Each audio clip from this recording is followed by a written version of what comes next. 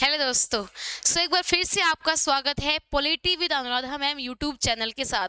आज एक short video के अंदर हम बात करेंगे एलीट थ्योरी के बारे में, यानी कि लोकतंत्र का अभिजन सिद्धांत। देखिए, जैसा कि इब्राहिम लिंकन का गेटिसबर्ग भाषण 1863 का कि लोकतंत्र लोगों का, लोगों के लिए और लोगों के द्वारा बनाई गई सरकार है, लेकिन क्या वास्तव में लोकतंत्र के अंदर लोगों के पास डिसीजन मेकिंग की पावर होती है, या लोग पावरफुल होते भी हैं सिर्फ दिखावे के लिए? डेमोक्रेसी को लोगों का शासन बोला गया है। इसी मुद्दे के ऊपर बात करती है हमारी एलीट थ्योरी। ठीक है, देखिए, कभी ना कभी आपने न्यूज़पेपर के अंदर, अखबारों में खबर जरूर देखी होगी कि एक व्यक्ति ने, एक किसान ने डीसी के कार्यालय के बाहर किया प्रदर्शन, अर्धनग्न होकर प्रदर्शन किया, या फिर अपने आप को मारने की कोशिश की, या फिर जो क्या है वो गाड़ी के सामने लौट गया। तो क्या वास्तव में आम आदमी के पास अगर डिसीजन लेने की पावर है, वही सर्वे सर्वा है, वही माई बाप है, वही रूल रेगुलेशन को चला रहा है, तो फिर आज जो क्या है वो जो क्या है, आम आदमी शासन से, प्रशासन की पहुंच से इतना दूर क्यों? जी, यही है डेमोक्रेसी के जो क्या है वो एलीट थ्योरी की सच्चाई।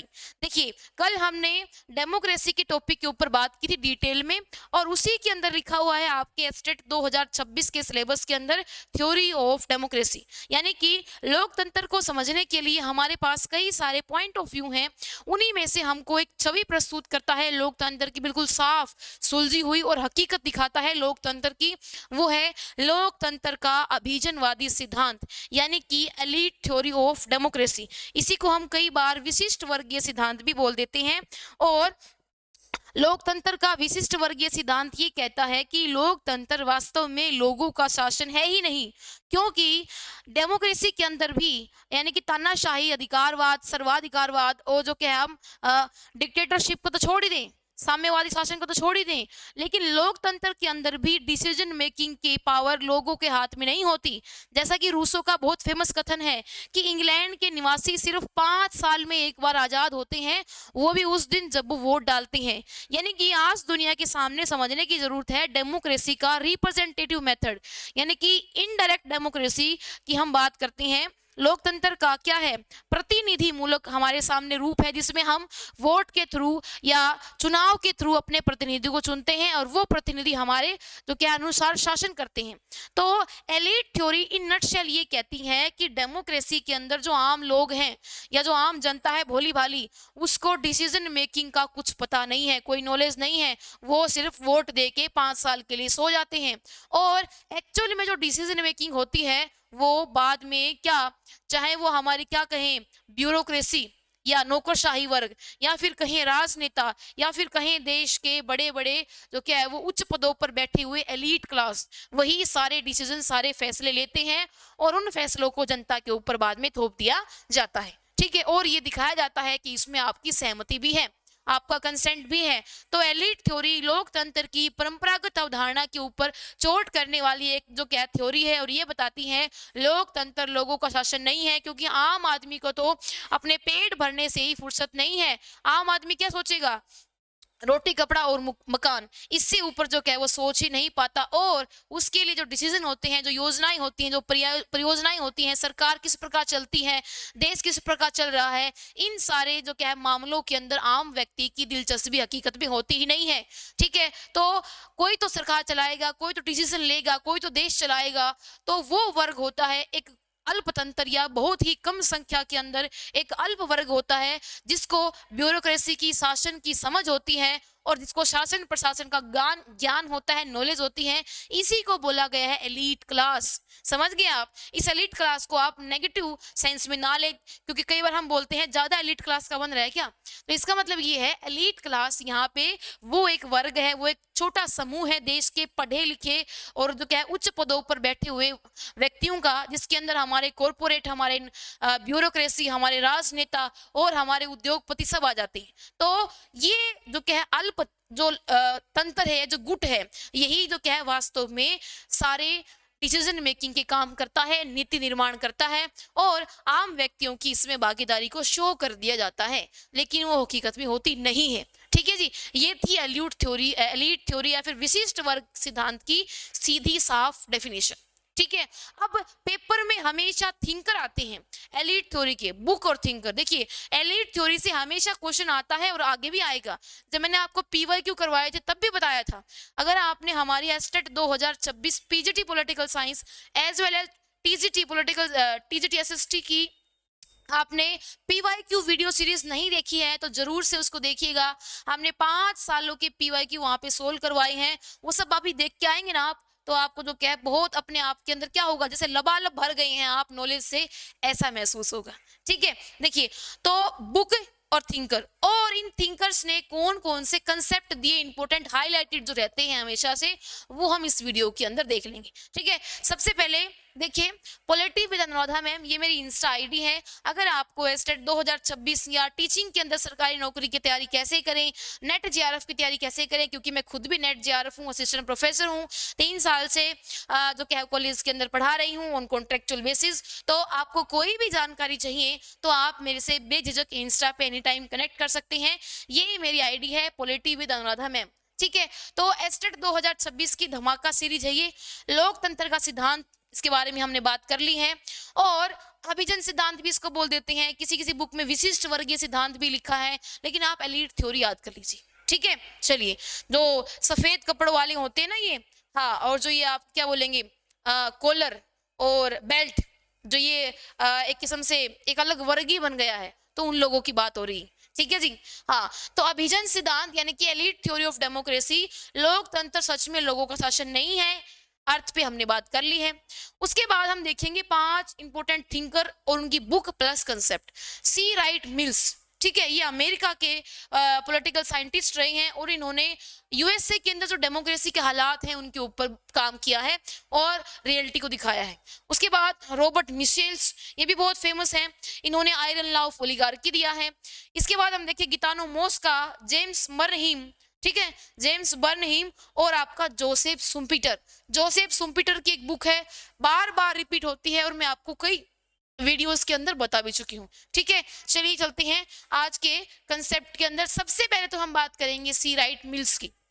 देखिए सी राइट मिल्स ने बुक लिखी और उस बुक को आप भी क्या है कॉपी पेन लेके नोट कर लीजिएगा, बहुत इंपॉर्टेंट बुक है ये। सारा डेटा देखिए, चाहूं तो मैं इसको एक पीपीटी के अंदर भी कवर कर सकती थी, बट लिख लिख के पढ़ाना मेरे लिए कितना जरूरी है इन हैंडराइटिंग पर्पज, और छोटा सा ही टॉपिक है, आप समझ सकते हो।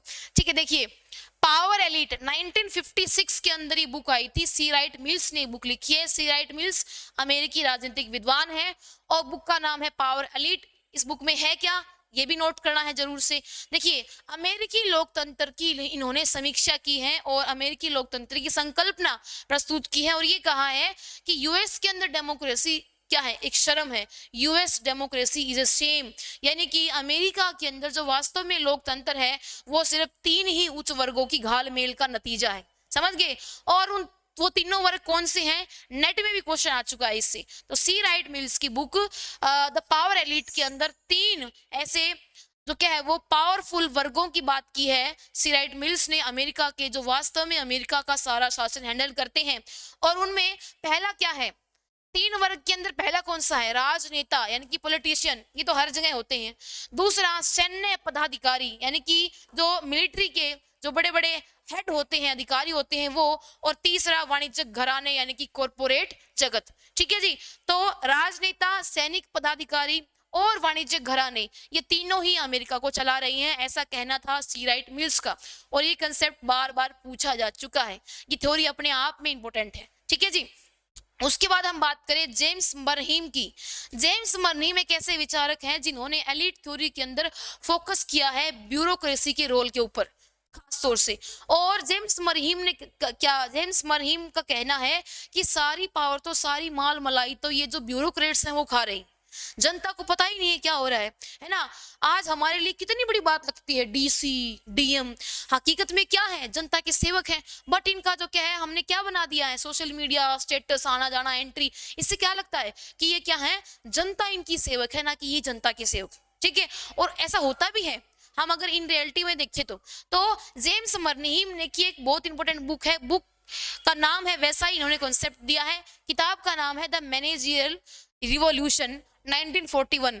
मतलब कहने का मतलब प्रबंधन की क्रांति आ गई है, प्रबंधक ही सब कुछ हो गई है, जो मैनेजमेंट में बैठा है वही सब कुछ है। आप कोई कॉलेज देख लीजिए, आप कोई यूनिवर्सिटी देख लीजिए, आप कोई ऑर्गेनाइजेशन देख लीजिए, ये जो मैनेजमेंट के अंदर जो कुछ लोग बैठे हैं, जो तबका है मैनेजमेंट का, असली पावर उन्हीं के हाथों में है। और ये कड़वी सच्चाई है, इससे बहुत लोग रिलेट भी कर रहे होंगे कि मैनेजमेंट का मतलब, स्कूल का मैनेजमेंट का मतलब एकदम से डर, प्रिंसिपल से भी ऊपर के कुछ लोग जो मैनेजमेंट के अंदर बैठे हुए हैं, समझ रहे हो आप। तो कार्ल मनहीम की जो बुक है इसका नाम है द मैनेजरियल रिवॉल्यूशन 1941, और उन्होंने कहा है कि आधुनिक युग के अंदर प्रबंधक शासन करेंगे, यानी कि मैनेजमेंट वालों का रूल चलेगा जी, जो मैनेजमेंट कहेगी वैसे ही डिसीजन मेकिंग की जाएगी। और ये काफी हद तक सही भी है, काफी हद तक क्यों, बिल्कुल क्या कहें 100% सही है कंसेप्ट। मैनेजमेंट या मैनेजरियल रिवॉल्यूशन एक बहुत बड़ी चीज है लोकतंत्र के अंदर, राजनीति के अंदर, पॉलिसी निर्माण के अंदर, डिसीजन मेकिंग के अंदर, ठीक है जी। तो जेम्स मनहीम की बुक आप याद रखिएगा। इसके बाद हम चलते हैं हमारे नेक्स्ट स्लाइड के ऊपर, रॉबर्ट मिशेल्स। रॉबर्ट मिशेल बहुत ही फेमस जो क्या है वो एलीट थ्योरी के थिंकर हैं, और रॉबर्ट मिशेल्स ने एक बहुत इंपॉर्टेंट कंसेप्ट दिया है जिसका नाम है iron law of oligarchy. Repeat हुआ है क्वेश्चन बहुत बार, आयरन लॉ ऑफ ओलिगार्की यानी कि अल्पतंत्र का लौह नियम। एक्चुअल में रॉबर्ट मिशेल्स ने कहा है कि डेमोक्रेसी के अंदर, हकीकत में लोकतंत्र में, चाहे कोई संस्था या ऑर्गेनाइजेशन कितनी भी अपने आप में क्या हो, शक्तियों का विकेंद्रीकरण हो, डिसेंट्रलाइजेशन हो, या लोग मिलकर डिसीजन लेते हो, एक्चुअल में एक टाइम के बाद उस संस्था के अंदर जो डिसीजन मेकिंग की पावर है, क्योंकि सब कुछ पॉलिसी मेकिंग से तो आता है, ठीक है, जो पॉलिसी मेकिंग की पावर है, डिसीजन बनाने की जो सत्ता है, जो ताकत है, वो उस ऑर्गेनाइजेशन के 3 से 4 लोगों के अल्प या फिर एक अल्प गुट के अंदर, अल्प तंत्र के अंदर सीमित होकर रह जाती हैं, और इसी को बोलेंगे आयरन लॉ ऑफ ओलिगार्की। और वही लोग जो क्या सर्वे सर्वा हो जाते हैं, और ये हर संगठन की, हर शासन व्यवस्था की, हर प्रणाली की कहानी है, सच्चाई है। ये बात की रॉबर्ट मिशेल्स ने, यानी कि अल्पतंत्र का लौह नियम, और ये जो आयरन लॉ है ये हर जगह जो क्या है वो लागू होता है, ठीक है जी। उसके बाद हम देखें इनकी एक बहुत फेमस बुक है जिसका नाम है पॉलिटिकल पार्टीज। 1911 के अंदर ये किताब आई थी, पॉलिटिकल पार्टी, ठीक है जी। इसके बाद हम देखिए पेरेटो को, Wilfred Pareto. Wilfred Pareto Italy के जो क्या है वो एक राजनीतिक विचारक हैं, और मैं आपको बताऊं विल्फ्रेड पेरेटो उन पहले विचारकों में से एक थे जिन्होंने एलीट थ्योरी के ऊपर सबसे पहले काम किया, और एलीट थ्योरी को जो क्या है वो लोकतंत्र की एक बड़ी थ्योरी बनाने में भी इनका काफी योगदान है। कहने का मतलब शुरू करने वाले और सबसे पहले लिखने वाले और इस तरफ ध्यान खींचने वाले एल्फ है ये आपका विल्फ्रेड पेरेटो, पहले क्या है विचारकों में से एक है, ठीक है जी। विल्फ्रेड पेरेटो क्या है, पहले विद्वानों में से एक हैं जिन्होंने एलीट थ्योरी के ऊपर बात की सबसे पहले, ठीक है। और इनकी एक बुक है बहुत important, the mass mind and society. मतलब मासिस क्या है, आम जनता क्या है, आम जनता कुछ नहीं है। लोग जो होते हैं इतने आलसी प्रवृत्ति के होते हैं, ये आपका पेरेटो की बात है। लोगों के अंदर जो क्या है वो राजनीति के अंदर भाग लेने की, आगे बढ़ने की, डिसीजन मेकिंग करने की, या जो क्या है ऐसा कुछ तूफानी करने की क्या नहीं होती, इच्छा ही नहीं होती। लोग सुस्त होते हैं, पड़े रहते हैं, कोई हमारे लिए काम कर ही दे, हमारे लिए कोई पॉलिसी बनाई दे, हमारे डिसीजन ले ही दे, कोई और ही करेगा, हम तो कुछ करेंगे नहीं। तो पेरेटो ने कहा कि मासिस की जो क्या है माइंड की साइकोलॉजी वो ऐसी होती है कि कोई दूसरा उनके लिए काम कर ले, ठीक है, और यहीं पे एलिट क्लास पावरफुल हो जाती है।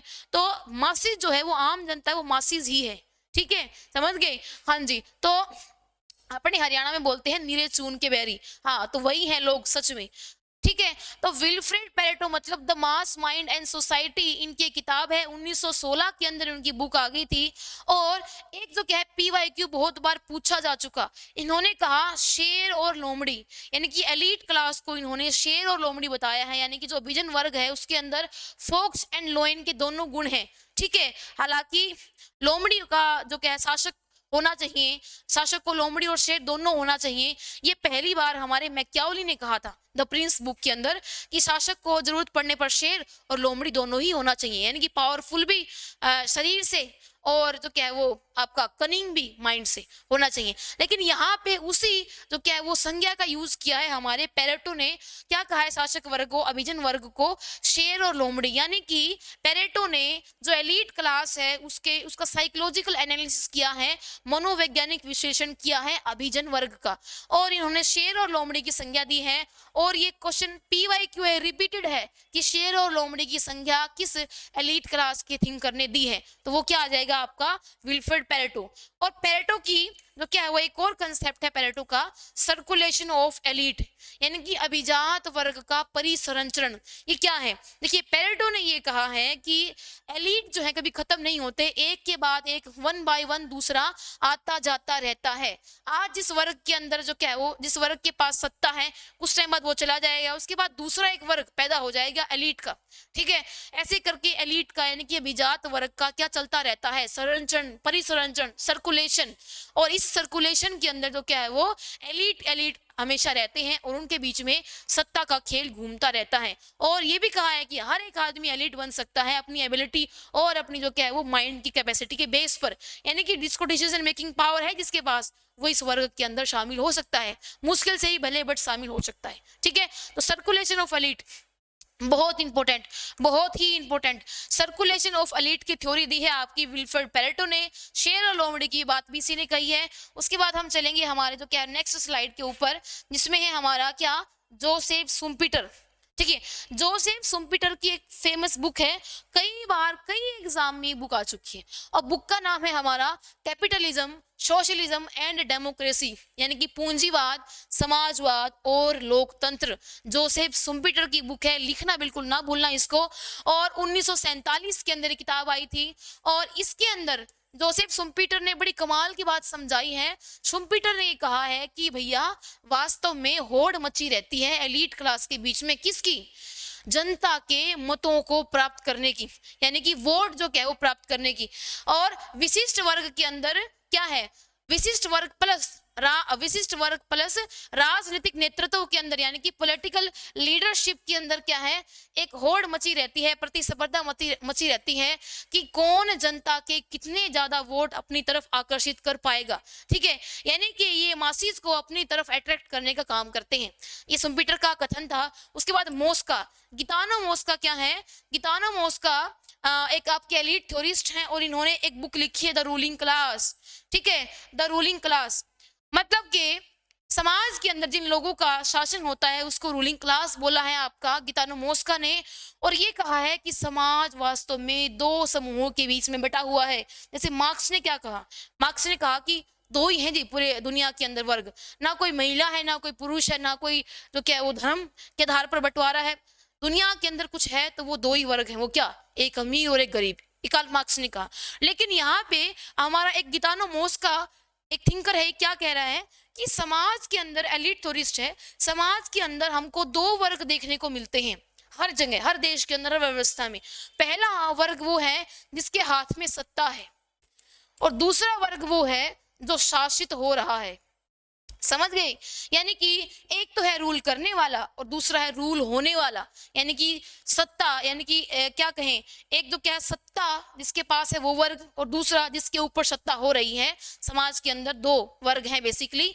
और इनकी एक बुक है द रूलिंग क्लास, 1939 की किताब है, बहुत इंपॉर्टेंट है। तो ये था हमारा आज की क्लास का कंसेप्ट। आई होप कि आज के बाद आप एलीट थ्योरी क्या है, डेमोक्रेसी की, और समाज के अंदर डिसीजन मेकिंग कैसी होती है कभी नहीं भूलोगे। और अगर आपको मेरा कंसेप्ट पसंद आता है, मेरी मेहनत आपको पसंद आती है, जरा सा भी फायदा आपको होता है हमसे जुड़ के, तो बदले में जो क्या है जरूर हमारे चैनल को आगे बढ़ाइएगा, सपोर्ट कीजिएगा, और हमारी वीडियोस को लाइक शेयर सब्सक्राइब करना ना भूलें। जल्दी से 1000 सब्सक्राइबर का टारगेट पूरा करवा दीजिए, ठीक है जी। और मिलते हैं ऐसे ही नेक्स्ट इंफॉर्मेटिव वीडियोस के अंदर, तब तक के लिए टेक केयर, बाय बाय।